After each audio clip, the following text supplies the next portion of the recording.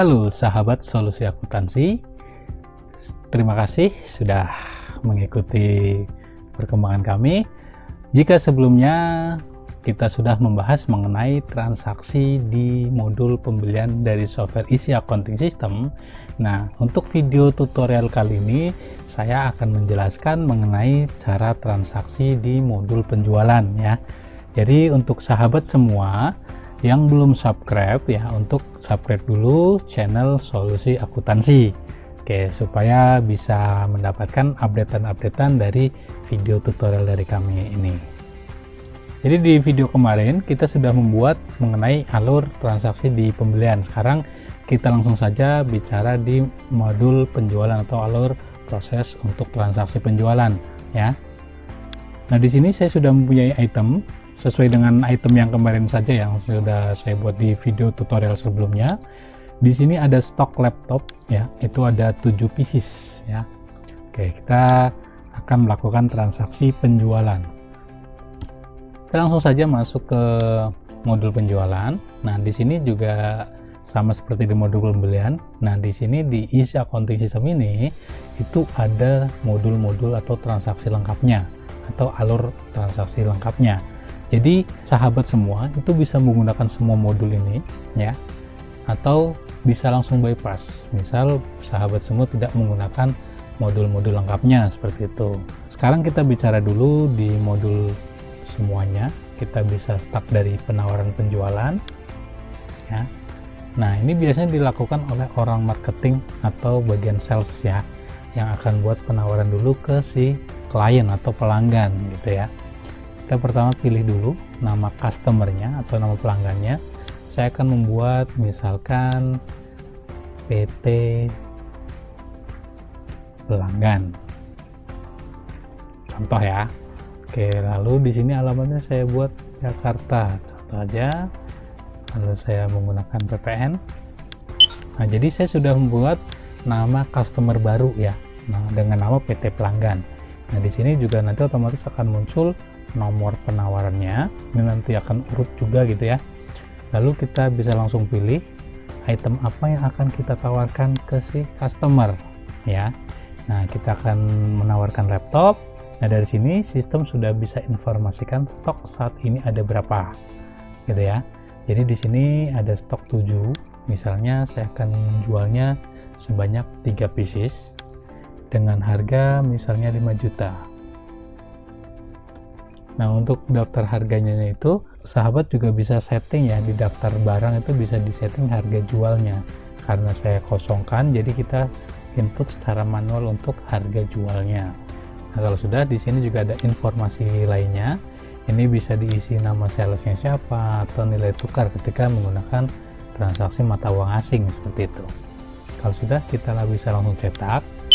Ini nanti akan menjadi form penawaran penjualan ya.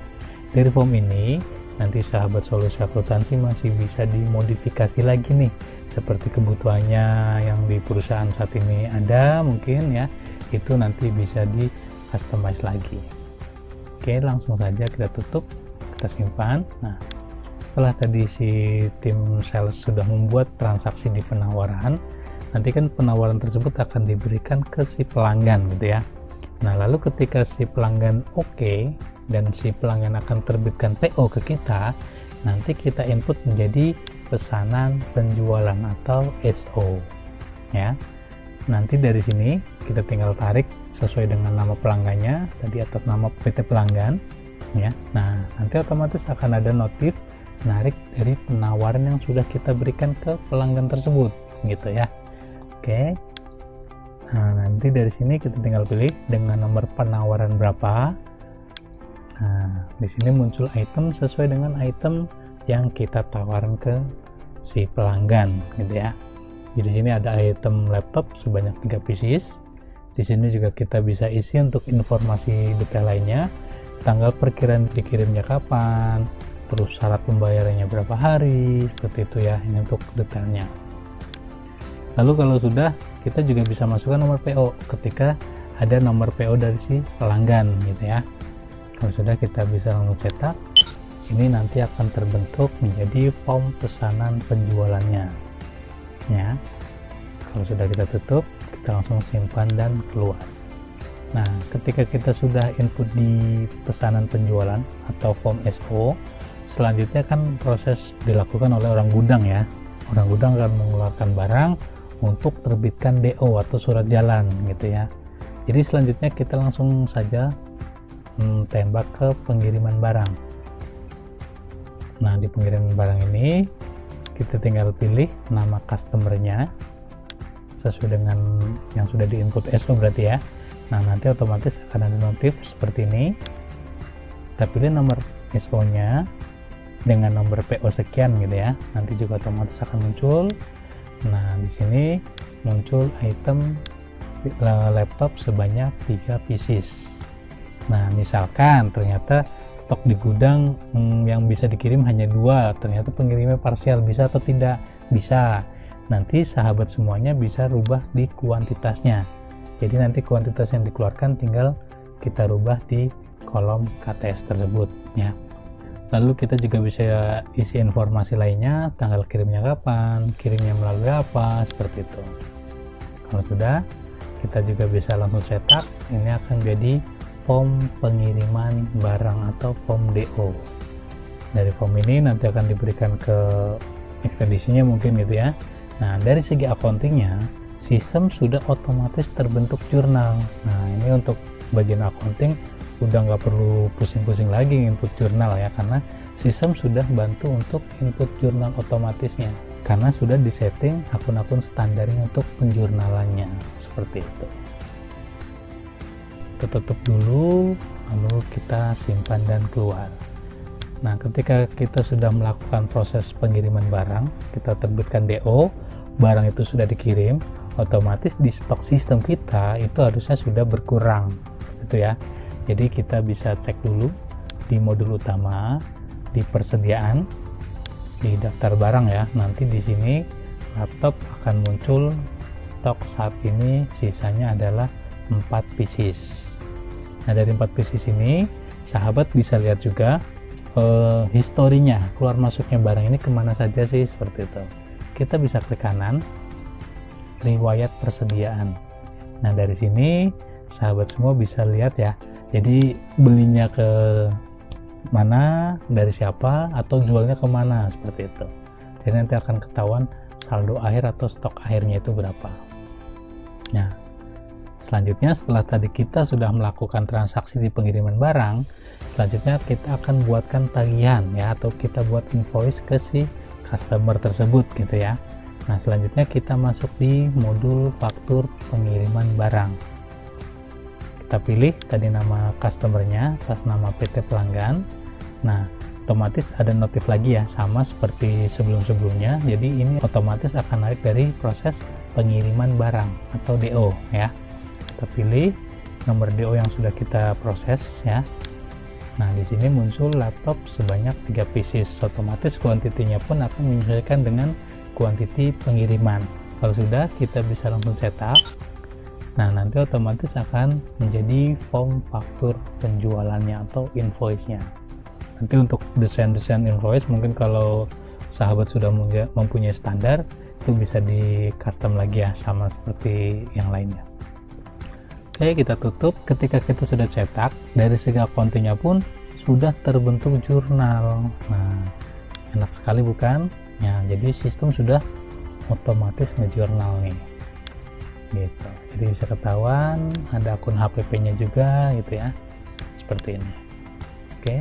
Nah, dari sini otomatis kan sudah terbit namanya piutang ya. Jadi si customer tersebut sudah mempunyai piutang ke kita. Nah, kita bisa cek di master data di pelanggan. Atas nama PT pelanggan, ini nanti otomatis muncul piutang yang belum lunas, saldo piutangnya gitu ya. Nah, nanti kalau sudah temponya pelunasan, dia akan masuk ke reminder ya, reminder piutang yang sudah jatuh tempo. Nah, ketika si customer tersebut melakukan proses pelunasan, selanjutnya kita input di proses penerimaan penjualan. Nah, dari sini sama seperti tadi, kita tarik nama pelanggannya, PT pelanggan misalnya ya. nanti di sini otomatis akan muncul faktur-faktur yang belum lunas. Nah, di sini karena ada satu faktur, jadi yang muncul hanya satu baris faktur ini saja ya. Jadi kalau misalkan si customer langsung bayar lunas, sahabat bisa langsung klik di kolom bayar yang ada di depan ini. Nanti di kolom jumlah pembayaran otomatis akan muncul nilai yang dibayarkan oleh si pelanggan tersebut ya, atau nilai yang kita terima. Jadi misalkan sahabat ada kontrak atau perjanjian 2 kali bayar misalnya, jadi nanti tinggal di input di kolom jumlah pembayaran saja, seperti itu. Nah, lalu kita juga bisa tentukan si customer tersebut bayar masuk ke rekening mana sesuai dengan akun bank di perusahaan tersebut. Nah, kalau sudah, kita bisa langsung cetak. Nah, ini akan menjadi bukti penerimaan penjualan atau form pelunasannya. Oke, kita tutup. Di sini juga sistem sudah otomatis ngejurnal ya. Jadi sudah nggak perlu jurnal-jurnal manual lagi nih di transaksi pembelian ataupun penjualan ya, untuk bagian-bagian accountingnya. Oke, selanjutnya kita simpan dan keluar. Nah, ketika si customer sudah melakukan pelunasan, kita bisa cek ulang di daftar pelanggan ya. Tadi atas nama PT Pelanggan sudah menjadi 0 karena sudah melakukan proses pelunasan. Nah, itu kurang lebih mengenai alur transaksi di modul penjualan. Nah, ini ketika kita melakukan transaksi penjualan menggunakan modul lengkapnya ya, jadi alur lengkap. Nah, kita bisa start dari penawaran. Misalkan ada yang nanya, saya nggak pakai penawaran, bisa nggak langsung ke PO atau SO customer? Bisa, berarti nanti sahabat solusi akuntansi nggak perlu input di penawaran, bisa langsung tembak ke pesanan penjualan, seperti itu. Atau misalkan saya jualnya cash, itu gimana gitu kan. Nah, sekarang kita bicara di penjualan cash tanpa PO, tanpa penawaran, tanpa DO misalnya. Nah, kita bisa langsung tembak ke faktur penjualan ya. Alurnya sama, tetap kita harus terbitkan faktur dulu ya, lalu kita pilih misalkan penjualan cash ya, atau cash IDR. Nah, kita akan pilih nama itemnya laptop. Di sini ada stok 4 ya, misalkan kita akan jual 1 dengan harga 5 juta. Nah, kalau misalkan si customer langsung melakukan pembayaran, kita bisa langsung klik di terima pembayaran ya. Tapi kalau kita misal mau cetak fakturnya atau invoice-nya, kita bisa preview dulu untuk form faktur penjualannya dulu. Nah, setelah si customer bayar, kita langsung masuk di proses terima pembayaran. Nah, dari sini sistem sudah otomatis terchecklist ya di kolom bayar ini, dan jumlah yang diterima kita. Lalu kita tinggal tentukan aja si customer itu bayar transfer atau melalui kas sesuai dengan akun dari perusahaan. Oke, kalau sudah, kita bisa langsung cetak ya. Ini akan menjadi form penerimaan penjualan atau form pelunasannya. Nah, ketika sudah pelunasan dan sudah terbitkan faktur, dari sini di stok persediaan pun sudah otomatis berkurang ya. Jadi laptop itu sisanya adalah 3 pieces. Tadi karena 3 pieces melalui flow lengkap, lalu yang 1 piecesnya tadi melalui langsung tembak ke faktur penjualan. Oke, nah itu kurang lebih mengenai alur transaksi di modul penjualan dari software Easy Accounting System. Mungkin cukup tutorial untuk kali ini mengenai transaksi modul penjualan. Nah, jangan lupa sahabat solusi akuntansi untuk nantikan video-video dari kami. Jangan lupa untuk like, komen, dan subscribe di channel solusi accounting ini, dan nantikan video dari kami selanjutnya, dan terima kasih.